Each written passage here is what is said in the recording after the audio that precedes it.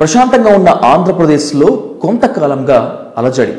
అదే హిందూ దేవాలయాలపై దుండగుల దాడి, విగ్రహాల ధ్వంసం. ఇది పనిగట్టుకొని ఒక మతం వారే చేస్తున్నారంటూ బీజేపీ ఆరోపిస్తుంటే, టీడీపీ కూడా అదే బాటలో పరుగులు పెడుతుంటే ప్రభుత్వం డిఫెన్స్లో పడుతోంది. డిఫెన్స్లో పడ్డ సీఎం జగన్మోహన్ రెడ్డి నిందితులు ఎవరైనా సరే వదిలేది లేదని కఠినంగా శిక్షిస్తామని హామీ ఇవ్వటం మాత్రమే కాకుండా అధికారులను కూడా ఆ విధంగానే ఆదేశించారు. ఇన్ని పరిణామాల నేపథ్యంలో అసలు దేవాలయాలపై దాడులు ఎవరు చేస్తున్నారు? ప్రతిపక్షాలు ఆరోపిస్తున్నట్లు ఓ వర్గం వారు, ఓ మతం వారే చేస్తున్నారా? దీని వెనుక అంతర్జాతీయంగా కుట్ర ఏదైనా ఉందా? దేవాలయాలపైన దాడులు చేస్తున్నటువంటి నిందితులకు సపోర్ట్ ఎవరున్నారు? పోలీసులు చేస్తున్నటువంటి విచారణ సరైన దిశలో సాగలేదా? అయితే అలాంటప్పుడు ఆంధ్రప్రదేశ్ పోలీసులు ఏం చేయాలి? ఏం చేస్తే నిందితులకు సరైన శిక్ష పడుతుంది? భవిష్యత్తులో ఇలాంటి ద్రోహాలకు పాల్పడకుండా ఉంటారు? వీటన్నింటిపై పూర్తి స్థాయిలో చర్చించేందుకు అంతర్జాతీయ న్యాయస్థానాల్లో వాదించి అపార అనుభవాన్ని తన సొంతం చేసుకున్నటువంటి శ్రీనివాస్ కావేటి గారు మనతో ఉన్నారు. ఆయన అడిగి ఈ పరిణామాలపై వివరంగా చర్చిద్దాం. Srinivas garu, welcome to Myra media. Sir నమస్కారం. ఏపీలో ప్రశాంతంగా ఉన్నటువంటి కొలంలో బండరాయి పడేస్తే ఎలా ఉంటుందో ఏపీ పరిస్థితి కూడా ఇప్పుడు అలాగే ఉంది. కొంతకాలంగా దేవాలయాలపై దాడులు జరుగుతున్నాయి. ఈ దాడుల నేపథ్యంలో అధికార పార్టీ విమర్శలు, ప్రతిపక్షాల ఆరోపణలు, బీజేపీ పోరుబాట, వీటన్నిటిని చూస్తుంటే సామాన్యులు ఎప్పుడు ఏం జరుగుతుందో అనేటువంటి భయంలో ఉన్నారు. దీనిపై మీరు చూస్తున్నారు, అనేక కోణాలు కూడా మీరు దాంట్లో స్పృశించారు శ్రీనివాస్ గారు. ఏంటి, ఎలా రిసీవ్ చేసుకోవాలి అసలు ఈ దేవాలయాలపై జరిగినటువంటి దాడులు కానీ, ఏపీ పోలీసుల జరుగుతున్నటువంటి విచారణ కానీ ఏ విధంగా తీసుకోవాలి అసలు?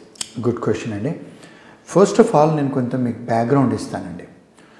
If you see the world, ప్రపంచంలో బిగ్గెస్ట్ రిలీజన్ అంటే ఫస్ట్ వచ్చేది క్రిస్టియానిటీ, రెండోది వచ్చేది ఇస్లామిజం, థర్డ్ ఫోర్త్లో మన హిందూయిజం వస్తుందండి. హిందూయిజంలో సిక్కిజము, బుద్ధిజము, జైనిజం అన్నీ కలిపి డెఫినేషన్ ఆఫ్ హిందూలో వస్తుంది. సో ఈ హిందూయిజంలో మన హిందూయిజం అంటే యాక్చువల్గా చాలామందికి తెలియదండి. ఇది హిందూయిజం డెఫినేషన్ ఏమన్నారంటే, any civilization which is on the banks of Indus valley వాళ్ళను హిందూస్ అని అనబడ్డారు. ఓకే, అంటే INDUS, ఇండస్ వ్యాలీ అంటే సింధు నది. ఎస్, ఆ సివిలైజేషన్ని హిందూస్ అన్నారు. So that is the beautiful part of the definition. రెండోది ఏంటంటే, మనకు అంటే ఎందుకు కొంచెం నాకు ఇంట్రెస్ట్ అంటే, నేను అండర్ గ్రాడ్ డిగ్రీ కాలేజ్లో చదువుకునేటప్పుడు, BA హైదరాబాద్ నిజాం కాలేజ్లో చదువుకున్నప్పుడు ఈస్టర్న్ అండ్ వెస్టర్న్ ఫిలాసఫీ చదువుకున్నాను. ఈస్టర్న్ ఫిలాసఫీలో ఇండియన్ ఫిలాసఫీ, హిందూయిజం గురించి చదివా. జైనిజం, బుద్ధిజం ఇవన్నీ వస్తాయి అందులో. సో ద బ్యూటీ ఈజ్ మన హిందూయిజంలో ఇట్ ఈస్ అంటే there are philosophy of dualism, monoism and pantheism. అంటే బ్యూటిఫుల్ థింగ్ ఏంటంటే, కొన్నిసార్లు ఒకరే దేవుడు అంటారు, అంటే కొన్ని సిద్ధాంతాలు మన హిందూయిజంలో. ఇంకొకరు ఏమంటారంటే డ్యూయలిజం, అంటే దేవుళ్ళు ఒకరే కాదు చాలామంది ఉన్నారని, లేకపోతే చెట్లు చేమల్లో కూడా దేవుడు ఉన్నారని. సో ఫర్ అవర్ హిందూస్, మనకు తులసి చెట్టు నుంచి ఆవు దాకా, మనకు ఈవెన్ విగ్రహం దాకా కూడా మనం ఆరాధిస్తాం. So we see this as omnipresent, అంటే దేవుడు అన్నిట్లలో ఉన్నాడని. ఆ సిగ్నిఫికెన్స్ మనకు ఉన్నప్పుడు, మన కాన్స్టిట్యూషన్ ఏమంది అంటే, కాన్స్టిట్యూషన్ ప్రియాంబుల్లో మన కంట్రీ సెక్యులర్ కంట్రీ అనబడ్డది. సెక్యులర్ అంటే అన్ని ధర్మాలు equal.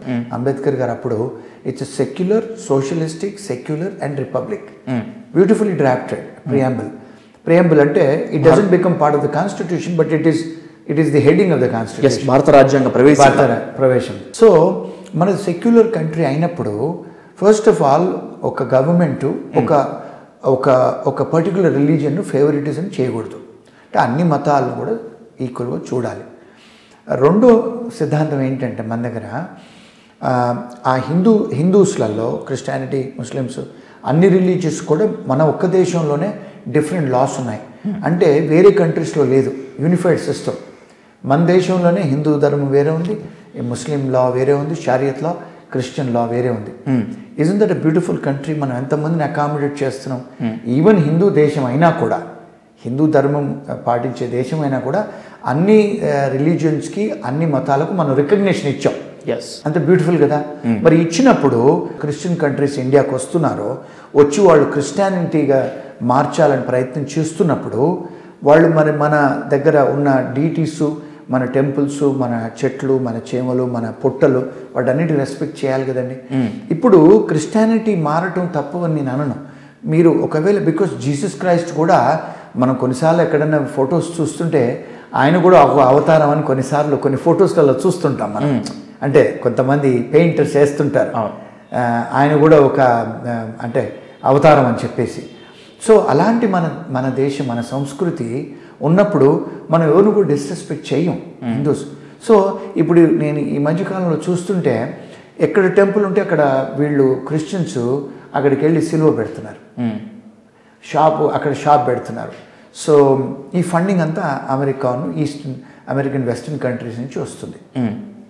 First of all establishment of రిలీజియన్కి ఈ కంట్రీస్ వాళ్ళు మత ఎస్టాబ్లిష్మెంట్కు డబ్బులు పంపొచ్చా? ది ఆన్సర్ ఇస్ పంపొచ్చు, ప్రాబ్లం లేదు. అది మీరు ఇప్పుడు మన హిందూయిజం గురించి మాట్లాడుకోవాలంటే మన కృష్ణుని టెంపుల్స్ స్వామి ప్రభుపాద గారు వచ్చేసి 290 దేశాలలో టెంపుల్స్ కట్టారు. మరి డబ్బు టెంపుల్స్ కట్టడానికి మరి అందరూ పంప్ చేశారు. సో అదేవిధంగా చర్చెస్ కూడా కట్టుకోవచ్చు, ప్రాబ్లం లేదు అందులో. బట్ ఎప్పుడైనా కాన్స్టిట్యూషన్ ఏమంటుందంటే ఫ్రీ ఎక్సర్సైజ్ ఆఫ్ రిలీజియన్ ఉంది మీకు. అంటే మీ రిలీజియన్ మీరు ఏదైనా మీరు ఫ్రీగా ఎక్సర్సైజ్ చేసుకోండి, పాటించండి.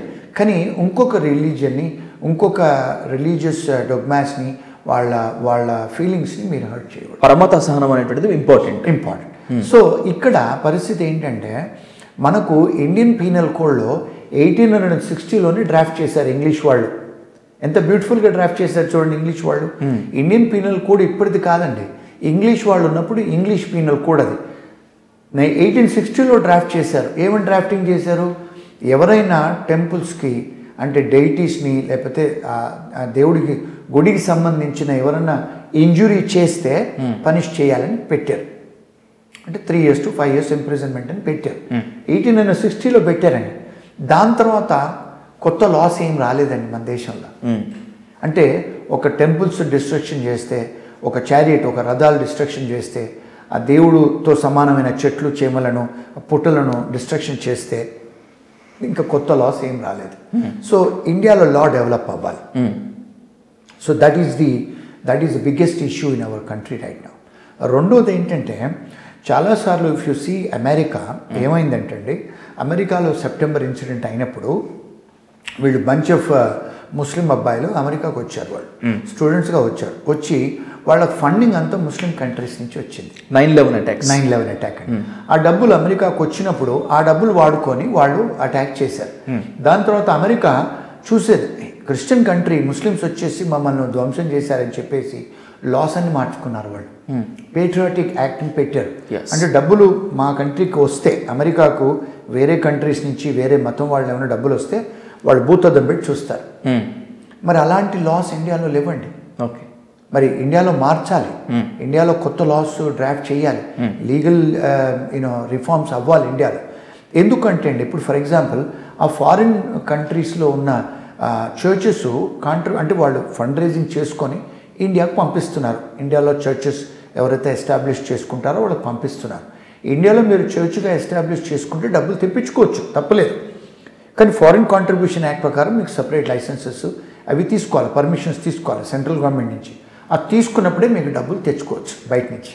మరి ఇప్పుడు ఇక్కడ లోకల్గా మనకు ఆంధ్రాలో చూస్తుంటే ఇప్పుడు ఆ ప్రవీణ్ చక్రవర్తి ఏదైతే ఆయన టీవీలలో ఏదో చెప్తున్నాడో, అమెరికాలో కూడా ఎవరో పాస్టర్ గారు నేను డబ్బులు పంపిస్తున్నాను, $25,000 పంపిస్తాను, $1,00,000 పంపిస్తాను అంటున్నారు కదా. ఈ పోలీసు వాళ్ళు ఇన్వెస్టిగేషన్ చెయ్యాలండి. ఆ పర్టికులర్ చర్చ్కి ఈ ఫారిన్ కాంట్రిబ్యూషన్ యాక్ట్ ప్రకారం పర్మిషన్స్ ఉన్నాయా? నంబర్ 1 వస్తే ఆ డబ్బు దేనికి వాడుతున్నారు? యూటిలైజ్ అవుతుంది. మూడోది మరి ఇప్పుడు అమెరికన్స్ ఫండ్ చేస్తున్నారు కదా, అమెరికన్స్కు వీళ్ళు చేసే అన్లాఫుల్ యాక్ట్స్, ఇప్పుడు ఆయన ఆ పాస్టర్ గారు ప్రవీణ్ గారు కొన్ని మహత్యాలు అదేదో చూస్తున్నాను నేను యూట్యూబ్లో, ఆయన అవన్నీ చేస్తున్నారు. మరి చేసినప్పుడు ఆయన ఓపెన్గా టీవీలో చెప్తున్నారు, నేను కాళ్ళతోని తన్నేశాను ఆ చెట్టును, నేను కాళ్ళతోని ఆ విగ్రహాలను తన్నేశాను, ఆ పర్టికులర్ గ్రామాలలో కర్నూలులోనో కడపలోనో ఎక్కడ వెళ్తే నేను చేస్తున్నాను, ఊరు వాళ్ళే చేయమన్నారని ఓపెన్గా చెప్తున్నాడు. దాన్ని ఇన్సైట్మెంట్ అంటారండి. అంటే నువ్వు ఒక ప్రొవోక్ చేస్తున్నట్టు ఒక మతం అగెయిన్స్ట్గా, అది చాలా సీరియస్ అఫెన్స్ అండి. ఎందుకు? That is going to affect the security and endangerment of lifes of particular community. చాలా సీరియస్ అఫెన్స్ అది. ఆ సీరియస్ అఫెన్సెస్ వాళ్ళు ఇప్పుడు మన టీవీలో నేను చూస్తుంటే జగన్మోహన్ రెడ్డి గారు వారి డీజీపీ గారు చెప్పారు, మేము ఇన్వెస్టిగేషన్ చేస్తే అందులో 11 కేసులేమో బీజేపీ వాళ్ళు ఉన్నారు, అందులో టీడీపీ వాళ్ళు ఉన్నారని చెప్తున్నారు. మనకైతే తెలియదు. రెండోది, ఇప్పుడు ఫైనాన్షియల్ అఫెన్సెస్ కూడా ఉన్నాయి ఇందులో. సో ఆర్బీఐ కూడా ఇందులో ఇన్వాల్వ్ అవ్వాలి. డబ్బులు బయట దేశం నుంచి వస్తుంటే ఎన్ఫోర్స్మెంట్ డైరెక్టరేట్ వాళ్ళు కూడా ఈ డబ్బు దేనికోసం ఫండింగ్ వస్తుంది, అసలు వీళ్ళు మరి డబ్బులు తీసుకొని వాడుకుంటున్నప్పుడు మరి మీరు ఇన్కమ్ ట్యాక్స్లో మీరు డిక్లేర్ చేస్తున్నారా మీ ఇన్కమ్? మరి మీకు కార్లు ఎక్కడి నుంచి వస్తున్నాయి, తిరగడానికి ఖర్చులు ఎక్కడి నుంచి వస్తున్నాయి? ట్యాక్స్ మీరు ఒకవేళ మీకు డబ్బులు వస్తే మరి గవర్నమెంట్కి చూపించాలి కదా. ఒకవేళ మీరు గిఫ్ట్ తీసుకున్నారనుకోండి, gift tax applies. For example అమెరికాలో మీరు గిఫ్ట్ వచ్చిందనుకోండి, గిఫ్ట్ ట్యాక్స్ తీసుకున్న వాళ్ళు కట్టాలి అమెరికాలో. అమెరికన్ లా ప్రకారం మీరు ఒకవేళ గిఫ్ట్ తీసుకుంటే, మీరు ఇండియా గిఫ్ట్ తెప్పించుకుంటుంటే మీరు ట్యాక్స్ కట్టాలి అమెరికన్ లా ప్రకారం. ఇండియన్ లా ప్రకారం గిఫ్ట్ ఇచ్చేవాడు ట్యాక్స్ కట్టాలి. అర్థమైందండి? సో మరి అమెరికన్ వాడు ఇక్కడ మరి ట్యాక్సులు కట్టాలి కదా. మరి ట్యాక్స్ ఇవేజన్ చేస్తున్నారు కదా. మరి ట్యాక్స్ కోణంగా ఎందుకు ఇన్వెస్టిగేషన్ చేయట్లేదు? పోలీసు వాళ్ళు, ఇన్కమ్ ట్యాక్స్ వాళ్ళు కలిసి చేయాలి. మళ్ళీ ఫీమా అనేది ఉంటుందండి, ఫారెన్ ఎక్స్చేంజ్ మానిటరింగ్ యాక్ట్ అని ఒకటి ఉంది, ఫీమా అంటారు దాన్ని. వాళ్ళు ఎన్ఫోర్స్మెంట్ డైరెక్టరేట్ వాళ్ళు కూడా ఆ కోణంలో ఇన్వెస్టిగేట్ చేయాలి. ఆ ప్రవీణ్ గారితో ఇంకా వేరే చర్చ్ పాస్టర్స్ ఎవరున్నారు, డబ్బులు ఎక్కడి నుంచి వస్తున్నాయి, వాళ్ళు నిజంగానే మతం కోసం వాళ్ళు స్పెండ్ చేస్తున్నారా, మత ప్రచారం కోసం, లేకపోతే ఎవరికైనా బ్లాంకెట్స్ కొనడానికో తిండి పెట్టడానికో వాటికి ఖర్చు పెడుతున్నారా, లేకపోతే వేరే దానికి ఏమైనా ఖర్చు పెడుతున్నారా, వాళ్ళు మరి వీళ్ళు ట్యాక్స్ రిటర్న్స్ ఫైల్ చేస్తున్నారా? మరి మీరు ఇన్కమ్ ట్యాక్స్ యాక్ట్ ప్రకారం ఇండియాలో మీరు 2-3 లక్షల రూపాయలు వస్తే మీరు ఇన్కమ్ ట్యాక్స్ కట్టాలి కదండి. మరి టీడీఎస్ ఉందిగా, ట్యాక్స్ డిడక్షన్ అట్ సోర్స్ ఉంది, మీరు కడుతున్నారా? మరి ట్యాక్స్ ఇవేజన్ చేస్తే ట్యాక్స్ అఫెన్సెస్ కదండి, సీరియస్ అఫెన్సెస్ కదా. సో ఈ ఇండియన్ పోలీస్ వాళ్ళు కూడా, మన పోలీస్ వాళ్ళు ఇవన్నీ ఎక్విప్ చేసుకోవాలి. వాళ్లకు కేవలం ఐపీసీ పరంగానే ఇన్వెస్టిగేట్ చేసి మా దగ్గర ఎవిడెన్సెస్ దొరకలేదు అని క్లోజ్ చేసే బదులు they should also get involved into other ఏజెన్సీస్ని కూడా ఇన్వాల్వ్ చెయ్యాలి.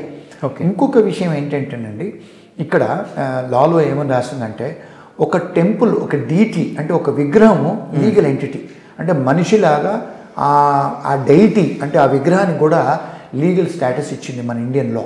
అంటే ఆ గుడిలో ఉన్న విగ్రహం కూడా మనిషిలాగా, ఆర్టిఫిషియల్ పర్సన్ అయినా ఆ గుడికి they have a right to own lands. అందుకే మీరు చూస్తే తిరుపతిలో అన్ని పాత గుళ్ళలో రాజులందరూ స్థలాలు ఇచ్చేవాడు గుడికి. సో ద డీటీస్ నేమ్ మీద ఉండేది, దేవుడి పేరు మీద బ్యాంక్ అకౌంట్స్ ఉంటాయి, దేవుడి పేరు మీద బంగారాలు ఉంటాయి. So it's like a human being. But వారికి ఏమన్నా అంటే ఇలాంటి ఏమైనా ఇంజురీస్ చేస్తే అక్కడ ప్రీస్ట్లు మహంతాన్ని యూజ్ చేయబడింది లాలో. So the priest have to give complaints. So now because there is an endowment act in Andhra and in all over the country, endowment department అనేది ఒకటి స్టేట్ గవర్నమెంట్ ఒకటి క్రియేట్ చేసింది. అది బికాస్ మీరు ఇన్కమ్ వస్తే డబ్బులు తీసుకుంటున్నారు ఆ టెంపుల్స్ నుంచి డబ్బులు తీసుకొని వాడుతున్నారు వేరే ఖర్చులకి. ఎన్టీ రామారావు గారు కూడా చాలాసార్లు తీసుకున్నారు టీడీపీ దగ్గర నుంచి డబ్బులు, టీటీడీ నుంచి తీసుకొని జీతాలు ఇచ్చారు, మళ్ళీ రిటర్న్ చేశారు డబ్బులు. So it is the temple money. So when the government is a custodian, government of Andhra Pradesh or Telangana or India, you are a custodian of that temple. So you have to take cognizance seriously. ఆ ఒక్క కోణంలో కాకుండా, IPC కోణంలో కాకుండా, unlawful acts, ఇప్పుడు national investigative agencies ఉన్నాయి సెంట్రల్లో, financial crimes ఉన్నాయి, ఇవన్నీ కోణంలో కూడా మీరు దృష్టి సాధించి మీరు ఆ విధంగా మీరు ఇన్వెస్టిగేట్ చేస్తే మీరు కేసులు సక్సెస్ అవుతాయి, మళ్ళీ ఇంకొకసారి ఎవరు చేయరు. ఎందుకు అని అంటే థియరీస్ ఆఫ్ పనిష్మెంట్లో గాంధీ గారు ఏమన్నారంటే, don't punish the sinner, take away the sin from the sinner అన్నాడు. అంటే మీరు ఆ పాపం తీసేయండి మనిషిలో, సిన్నర్ని మీరు పనిష్ చేయకండి. సో అట్లంటే రిఫార్మ్ చేయాలి. అంటే ఎలా చేస్తారు రిట్రిబ్యూషను, అంటే కొన్నిసార్లు చేయటమో లేకపోతే సీరియస్గా వాళ్ళ మీద కేసులు కట్టి వాళ్ళను జైల్లో పెట్టడమో, బెయిల్ ఇవ్వకుండా పెట్టడమో, అలాంటి రిఫార్మ్స్ వస్తే ఇంకోసారి ఎవరు చేయరు. ఈ రిఫార్మ్స్ అన్నీ కూడా యుఎస్లో ఏ లా అయితే ఇప్పుడు అప్లికేబుల్లో ది పేట్రియాటిక్ యాక్ట్, అదే యాక్ట్ను పోలినటువంటి ఇంకొక యాక్ట్ లేదంటే అదే యాక్ట్ ఇండియాలో కనుక పురుడు పోసుకుంటే దేవాలయాలపై జరుగుతున్నటువంటి ఈ దాడులు, ఒక మతం టార్గెట్గా జరుగుతున్నటువంటి ఈ విధ్వంసాలకు చెక్ పడేటువంటి ఛాన్స్ ఉంటుందంటారా? 100% అండి. ఓన్లీ ఒక మీకు టెంపుల్స్ అనే కాదు, because monitoring of the funds దేనికోసం స్పెండ్ చేస్తున్నారు. ఇప్పుడు టెర్రరిస్టులు వస్తున్నారు ఇండియాకి, డిఫరెంట్ కంట్రీస్ వస్తారు, ముస్లిమ్స్ కూడా టెర్రరిజం ఫండ్ అవుతుంది.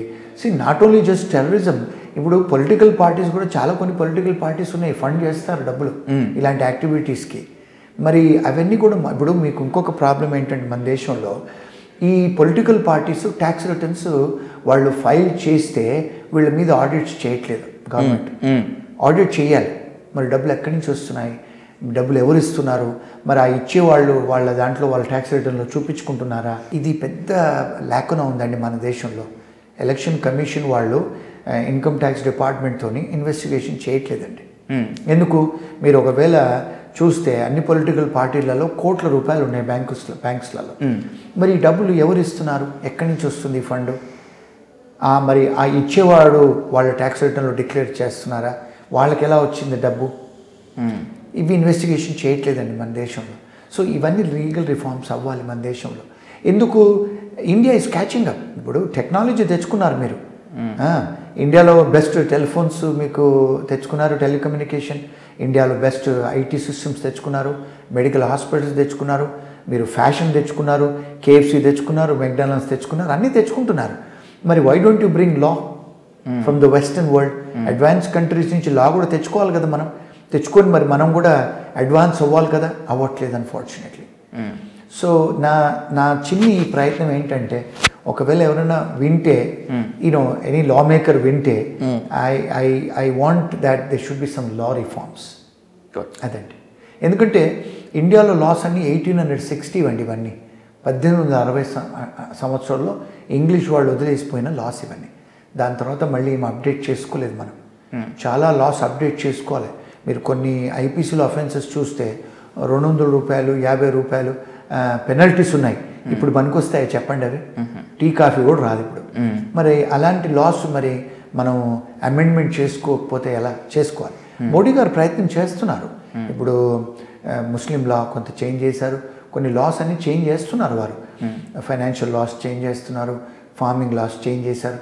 అలాగే my recommendation to the central government and to the Modi government, they have to reform lot of laws in India.